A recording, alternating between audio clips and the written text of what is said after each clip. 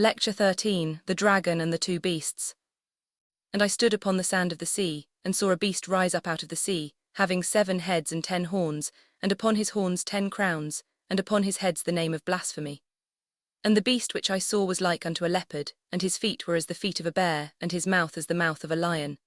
And the dragon gave him his power and his seat and great authority. And I saw one of his heads as it were wounded to death, and his deadly wound was healed, and all the world wondered after the beast. And they worshipped the dragon which gave power unto the beast, and they worshipped the beast, saying, Who is like unto the beast? Who is able to make war with him?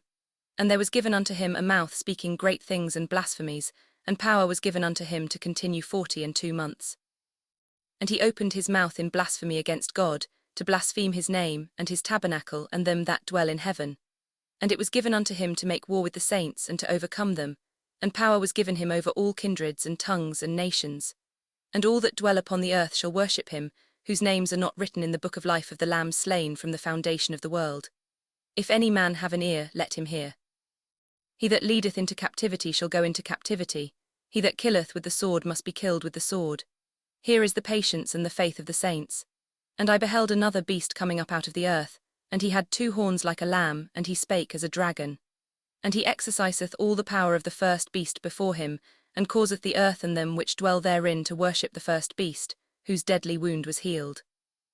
And he doeth great wonders, so that he maketh fire come down from heaven on the earth in the sight of men, and deceiveth them that dwell on the earth by the means of those miracles which he had power to do in the sight of the beast, saying to them that dwell on the earth, that they should make an image to the beast, which had the wound by a sword, and did live. And he had power to give life unto the image of the beast, that the image of the beast should both speak, and cause that as many as would not worship the image of the beast should be killed. And he causeth all, both small and great, rich and poor, free and bond, to receive a mark in their right hand or in their foreheads, and that no man might buy or sell save he that had the mark or the name of the beast or the number of his name. Here is wisdom. Let him that hath understanding count the number of the beast, for it is the number of a man, and his number is 666. Revelation 13. There is something picturesque in the form which this vision assumes, if we retain the reading of the first word which our own translators have adopted. The prophet is transporting to the shore of his little island. As he looks upon the waters, this ugly creature rises out of them. But there is another reading of more authority and more consistent with the general scope of the vision. The third person is substituted for the first. It is the dragon, not the prophet, who stands by the seashore. The beast which is seen to rise out of it is the earthly counterpart of himself. The sea will then, like the beast, have an emmatical force. Symbol and fact will be less confused. I have said that the beast is the earthly counterpart of the dragon. That is the first point to remember in determining what this beast is. The dragon is emphatically a spiritual power, the self-willed power, the destructive power. He is cast out of heaven. He can no longer blacken the image of him that sits on the throne to those that dwell there, to those who see the man-child at the right hand of that throne. But he can wage war against that man-child upon earth. He can set up a rival dominion to his. Next, it should be recollected that such a rival dominion had, according to the Bible, existed in all ages. This final book of the Bible contemplates it at a particular crisis, when it had reached its full development. The language of the last chapter, taken literally, compels us to think of the actual birth of Christ into the world as in some sense the commencement of the crisis. Yet it fixes a time of 42 months, or 1,260 days, as one in which the battle was at its climax, the decision of it at hand. The notion of a wild beast who is the counterfeit of a dragon seems to demand, has been thought by almost all interpreters to demand, a fulfillment in some person who should be the complete embodiment of an evil principle. To reconcile these different conditions, to find something that shall answer to them all, is the problem. Other conditions too must be satisfied. There is a description of this beast in the 17th chapter, which no conclusions we deduce from this ought to contradict. I believe it would be out of place to speak of that description here. It is mixed up with some topics of which at present we can take no notice. When we reach it in due course, we may consider how far it fits in with the interpretation I am about to give. Seeing that the establishment of the Roman military despotism after the Battle of Actium nearly synchronizes with the birth of the son of David. Seeing that that despotism, after passing through its different stages of development in Augustus, Tiberius, Caligula, Claudius, Nero, was subjected to its great trial day in the 3 turbulent reigns that followed. and came forth in its form of consummate brutality in the person of Vitellius. I take this to be the wild beast, in which the dragon saw his own image reflected. The prophet beholds it first in that mild form which it wore when Octavius rose from the triumvir into the patron of arts, the preserver of order, the object of poetical adulation. When all the names and forms of the Republic, as the great historian observes, were so skillfully preserved to hide the tyranny which lay beneath them.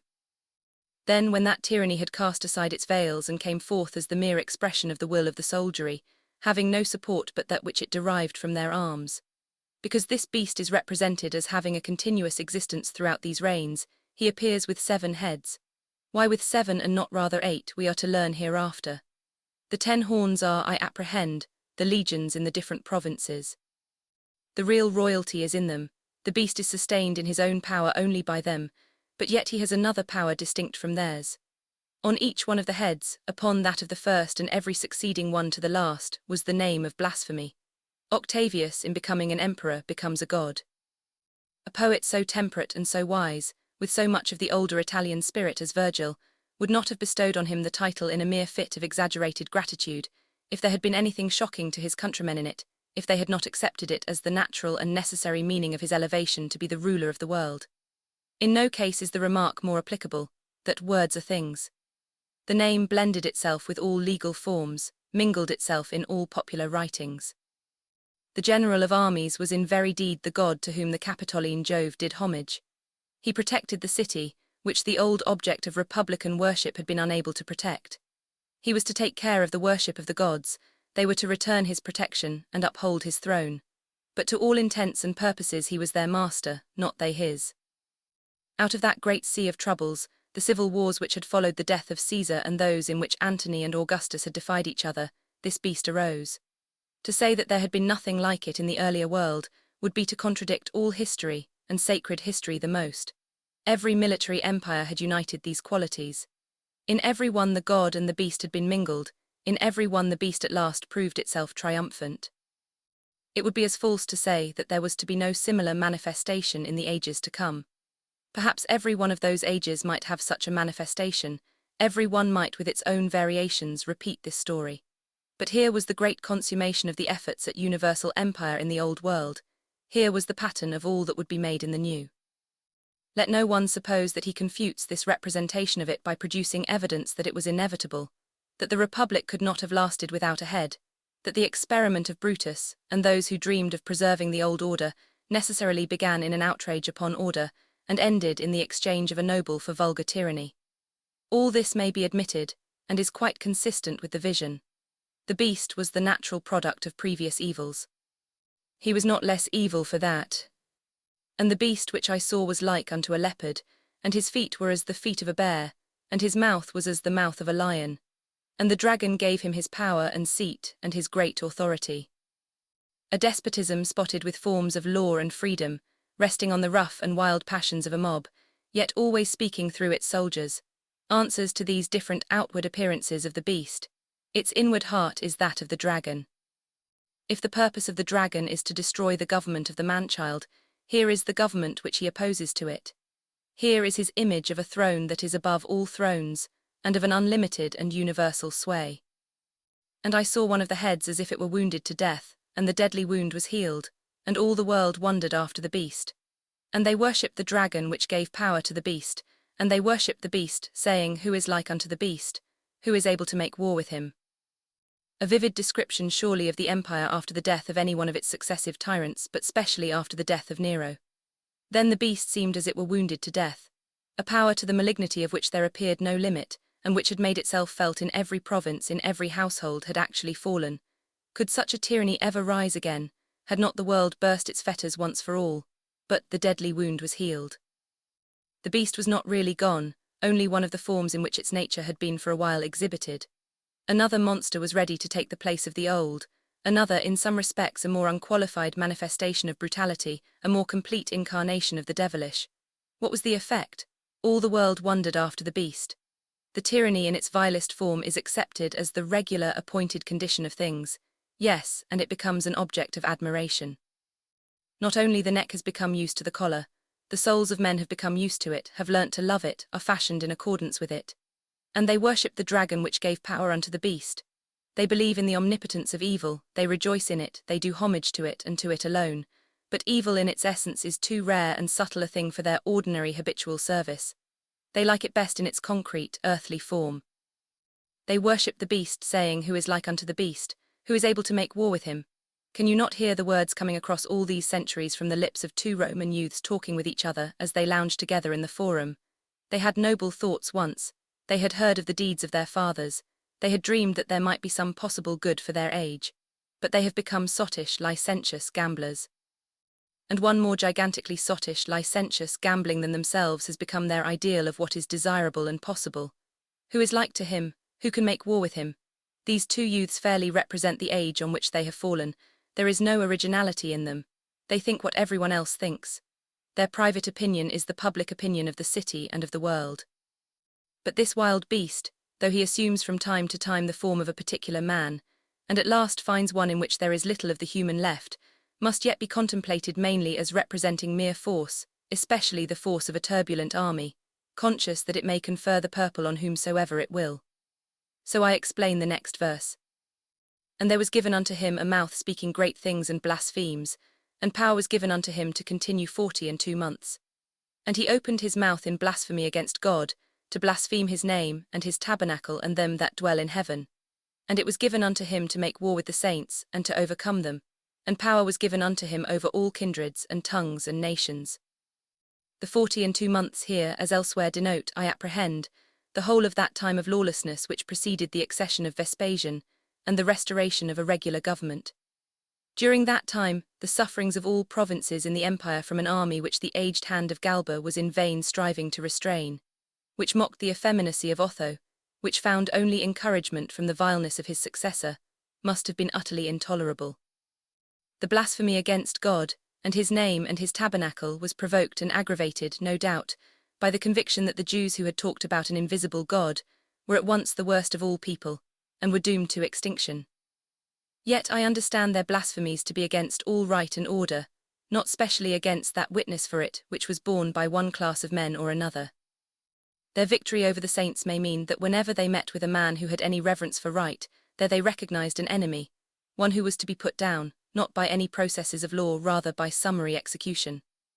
And to this desperate military violence and tyranny, which was the proper outcome and result of the despotism, though it had really no despot, only a head chosen to be its instrument, were all kindreds and tongues and nations for a while surrendered.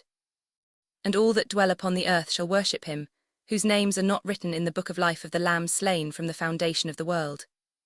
It is not said that all should worship this beast of mere power, that all should believe in the prevalence and omnipotence of evil, who did not belong to the Christian community. Probably very many who belonged to that community did join in that general, that all but universal worship, did with their hearts, if not with their tongues, subscribe to the creed, that the dragon was the supreme lord. Only those who, whatever name they might have, however little known to each other, were known to God as confessing in their hearts a self-sacrificing king to be the highest king. Only those who reverenced a prince of life, and not a destroyer, could resist the temptation to acknowledge that as supreme which to all appearance was proving itself supreme. Their names are said to be written in the book of the Lamb that is slain. Whether we suppose the prophet to say that the Lamb was slain from the foundation of the world, or that their names had been written in the book from the foundation of the world, the lesson will be the same. An eternal deliverer is the only refuge from this great world tyranny. A faith would be of no avail which did not look before and after, and connect itself with mankind. There was need to contemplate a Lamb who had always been offering himself up, who had come into the world to do that which it was his nature and his Father's will that he should do. Otherwise there was no sufficient counterpoise against the overwhelming pressure of present wickedness, no sufficient assurance that it might not be permanent. There is no necessity to ask who were or were not armed with this protection. Thank God the Book of Life is the Lamb's, and is not open to the inspection or correction of any man or any church. If any man have an ear, the prophet goes on, let him hear. He that leadeth into captivity shall go into captivity, he that killeth with the sword must be killed with the sword. Here is the patience and the faith of the saints. A most needful recollection for that time and for all time since, worthy to be introduced with that solemn preparation by which our Lord in the days of his flesh was wont to bespeak attention to his own words. Here suffering men, This dark, devilish tyranny seems as if it were destined to be immortal. It has been growing worse and worse. Each change of masters has aggravated it. Division of masters appears to be the worst state of all. You do not know with whom to ally yourselves. The success of each party only promises you fresh misery. Wait, I say, wait, join yourselves to no party, enter into no conspiracies. If you do, you involve yourselves in their doom, for there is an eternal law which this beast cannot set at naught, though he fancies that he can. He that leadeth into captivity shall go into captivity, for a redeemer, not a maker of slaves, is Lord of all. He that killeth with the sword shall be killed with the sword, for there is a judge who laughs at men's might, and who will show how weak it is before him. This faith you may hold fast, for the Lamb that was slain held it fast while he was upon earth. This may be your patience, for it was his. It went with him through death, and now he is far above all principalities and powers and every name that is named here and in all other worlds. And I beheld another beast coming out of the earth, and he had 2 horns like a lamb, and he spake as a dragon. A form apparently quite unlike the other. He is very soft and gentle. Horns he has, but they are not meant to gore. He does not burst out of the stormy sea, he is born of no civil commotion. He rises gradually out of the earth, he is the natural product of men's thoughts, he sympathizes with their weaknesses. And yet when he begins to speak, it is as a dragon. Terrible threats go forth from him. This lamb-like creature desires to inspire fear just as much as the other. What is he? That which sustained the imperial tyranny of Rome was the religion of Rome. With that religion in the old republican days had been mixed many divine elements, the acknowledgement of fatherly authority, of sacred law, of a righteous government in the midst of the city. Always there had been a tendency to turn these merely to the account of the politician. The augurs were to be consulted, partly to know the mind of the gods, partly that the people might suppose that it was known. Sacrifices were offered, partly to confess things that had been wrong and to proclaim the dominion of right, partly to try if wrong could not be made right by compensation, partly to persuade the people that wrong had been made right. There was this mixture of faith and unbelief, of truth and lies. It could not go on. The civil wars expelled most of the faith, made the lies more tolerable and more necessary. The empire needed a religion that should be entirely adapted to its purposes. Then rose this beast out of a darkened earth, to meet the natural fears of men and their bewildered conceptions of the unseen, holding out fair promises and terrible prognostics. The lamb and the dragon in one, ready to do for the tyrant whatever he could not do for himself. And he exerciseth all the power of the first beast before him, and causeth the earth and them which dwell therein to worship the first beast, whose deadly wound was healed. And he doeth great wonders, so that he maketh fire come down from heaven on the earth in the sight of men, and deceiveth them that dwell on the earth by the means of those miracles which he had power to do in the sight of the beast, saying to them that dwell on the earth, that they should make an image to the beast, which had the wound by a sword, and did live. What I said of the former beast applies to this. He did not appear first in the Roman world. In Egypt, in Chaldea, in every country where arbitrary rule prevailed, there did some form of false worship, some miracle-working enchanter or soothsayer arise to sustain that arbitrary rule with invisible tricks and terrors, to fashion the minds of the subjects into conformity with it. Whenever in later ages the one beast has risen out of the sea and asked the homage of nations, wearied with previous seditions and conflicts, the other has risen out of the earth to secure that homage for it by a similar assumption of the lamb-like character, by a similar use of the dragon's art and the dragon's fury. But the prophet gives us a striking illustration of the whole subject by fixing on that particular moment in the history when the first beast had received the wound by the sword and yet lived. Apparently the imperial tyranny had been smitten by its own instrument. The sword had turned against it. Why then did it not die? There was another influence at work which would not suffer it to die. A corrupted religion had been so teaching men to reverence mere power, had been so fixing the image of that power in their hearts, had been so possessing and occupying all the avenues through which the thought of any other kind of power could have entered in, that even when it had been crushed by its own proper masters, it started again into fresh life. This is what we are told in the 15th verse. And he had power to give life unto the image of the beast, that the image of the beast should both speak and cause that as many as would not worship the image of the beast should be killed. A fearful power, but one which is given from time to time to those who direct the spiritual and moral forces of a land. When some dark form of tyranny has fallen by the weight of its own crimes, by the act of its own accomplices, they can and do reanimate it. The sense of the invisible is mighty in all men, mighty in the wrongdoers, if it takes only the form of dread of what may be coming.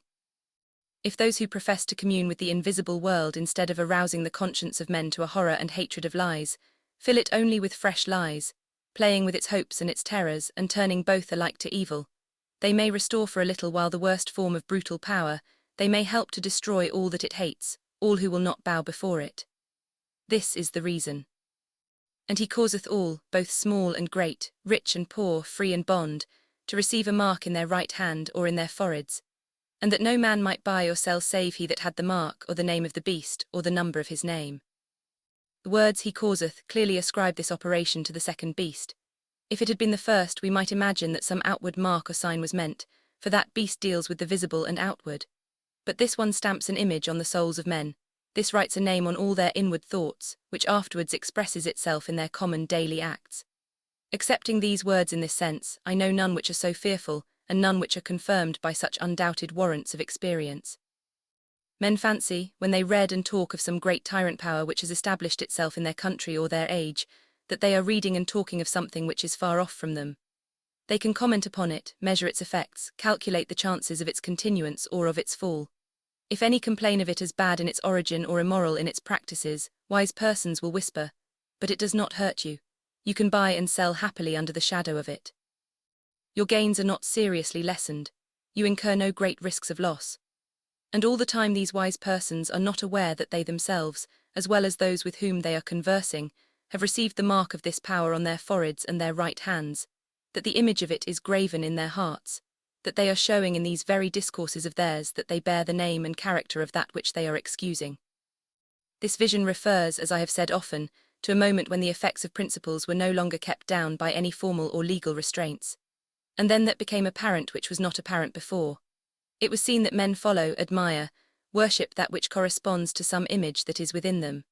It would not have come forth in palpable form in one man, if hundreds of thousands, if the great majority of the society had not received the impression.